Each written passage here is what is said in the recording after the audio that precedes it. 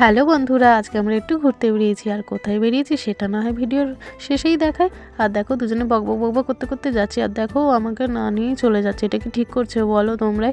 আর গাড়িগুলো কি স্পিডে যাচ্ছে, ও আগে আগে যাচ্ছে আর আমি ভিডিও করতে করতে যাচ্ছি। এই দেখো কত মোষ, দাঁড়াও দাঁড়াও দেখাচ্ছি। এই দেখো কত মোষ, ওই একটা আর এদিকেও একটা কালো মোষ। কেমন লাগলো আমাদের কালো মোষটাকে? ও শুনেই তো হাসলো। আর এই দেখো দূরে আমাদের স্কুল দেখা যাচ্ছে। স্কুল লাইফটাকে খুব মিস করি।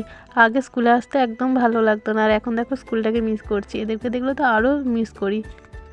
কথা বলতে বলতে চলে এলাম আমাদের বাঁধের ধারে। এটা আমাদের বাঁধের ধার, গঙ্গা পাড়। তো কেমন দেখো, জায়গাটা খুব সুন্দর, আমাদের তো খুবই ভালো লাগে। মাঝে মাঝে ঘুরতেও আসি, বেশ সুন্দর জায়গা।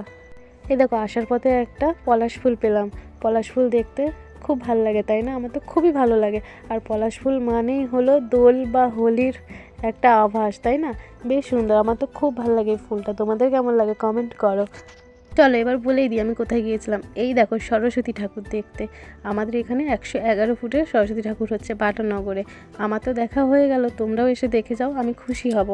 আর আজকের ব্লগটা এইটুকুনিই থাকলো। আমার আরেকটা ব্লগ দেখার জন্য তোমাদের একটু ওয়েট করতে হবে। চলো টাটা, বাই বাই।